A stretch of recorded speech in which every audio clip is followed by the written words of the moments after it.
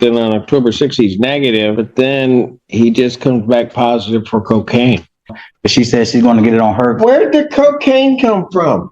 To be honest. Okay, let's start there. Yeah, being honest, like I said, I've been doing, Your Honor, I'm being honest. I want to be honest. Lately, I'm an introvert. So I just be in the house. So I just being honest, and I'm just being honest. I don't want to lie. No, but I still don't know where the cocaine came from. And that won't happen again. I promise. I'll give you my word on that. All right, I'm done. Hide the lead. There is a violation as well. That should be in the file. That's correct, Your Honor. Defense counsel, I did have a chance to discuss that. I told Mr. Turkis I wasn't sure if the court would want to move forward with the plea today.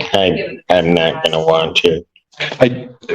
Regarding the violation, there would be an admission, and with that admission, he has worked with CMH and gotten into additional programming. He was dropped off here today by My counselor.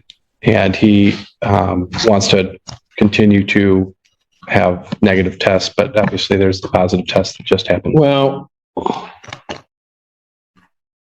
problem that I have is that the last testing that he has, he's been unable, then he missed a sample on October 6th. I'll accept his admission, but then on October 6th, he's negative, but then he just comes back positive for cocaine.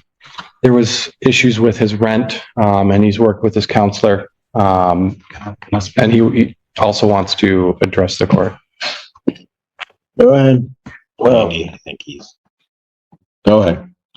What do you want to tell me? Yeah, as far as what I can tell you, being bluntly honest, well, I had an eviction on my door because I had my son living with me. So after that, I got that fixed.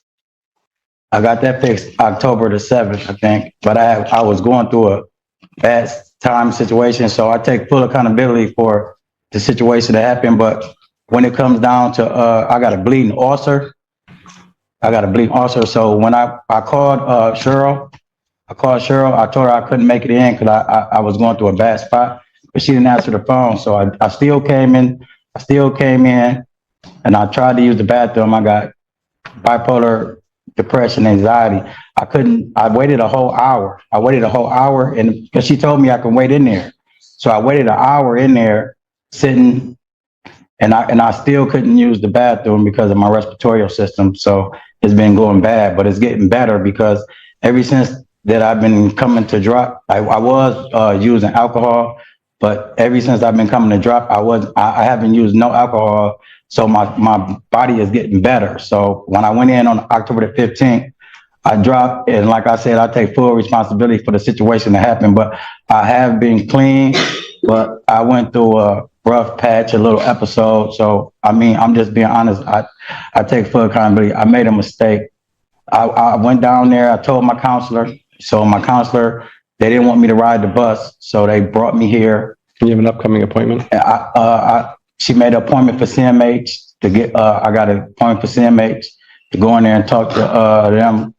She said she's going to stay there for like 4 or 5 days from now because I had to come to court. She wanted to take me today, but instead she had to bring me here. What's your appointment date? She says she's going to put it, she put it in the system, but she says she's going to get it on her. Where did the cocaine come from?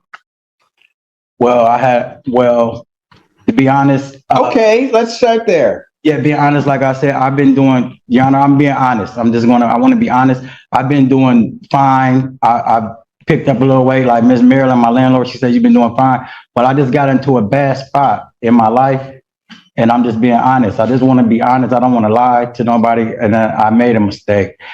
I just made a mistake. But after that, I've been going down there talking to my counselor every day. And everything's going swell because they're keeping tabs on me. They do wellness checks at my house because of my bipolar.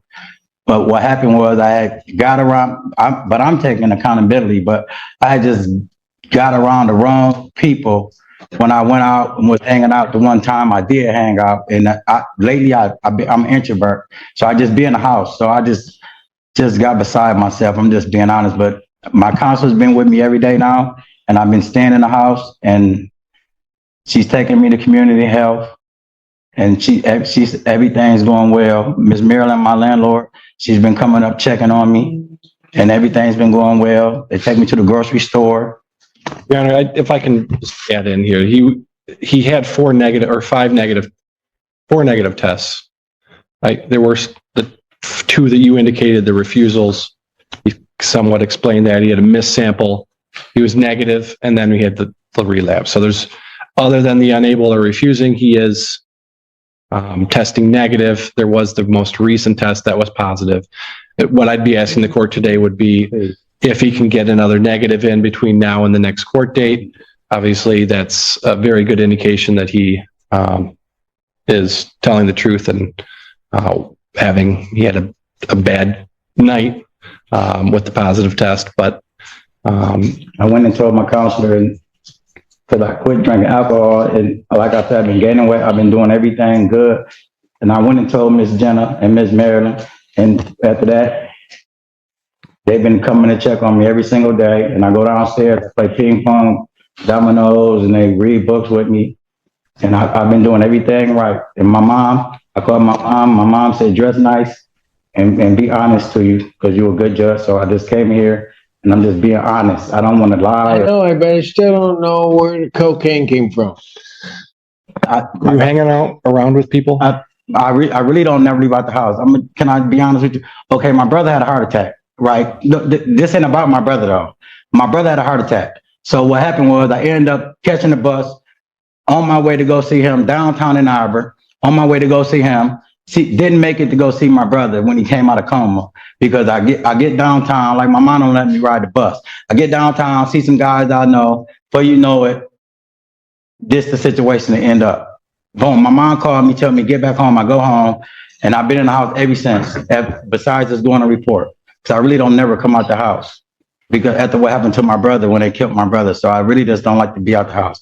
I got caught in a bad spot around the wrong people, and that won't happen again. I promise. I'll give you my word on that. All right, I'm done. I'm going to revoke his bond. I'll adjourn it out to next week. Okay. And so I'll adjourn it out to the 30th, 2025. And maybe by that time you can give me a straight answer. I'm not going to take his plea today. I'll hold on. I said I did wrong. Defendant is committed to the violation. Defendant's remanded. Southbound. We'll come back. Can you grab my jacket right there? Yep. I'll come and see you in custody. Thank You're This courtroom hearing centers on a defendant who admitted violating the terms of his supervision after testing positive for cocaine. The situation became more complicated when the court noted missed or refused drug tests and questioned how the defendant had relapsed after several negative results. The defense acknowledged the violation but emphasized that the defendant had been working with mental health and community support services. His attorney pointed out that he had produced several negative tests and argued that the positive result appeared to be an isolated relapse. The defense asked the court to give him another opportunity to demonstrate compliance by producing another negative test before the next hearing. The defendant also addressed the judge directly. He accepted responsibility and described struggling with personal problems, housing issues, family circumstances, and substance use. He claimed he had been staying home, working with his counselor, and receiving regular wellness checks.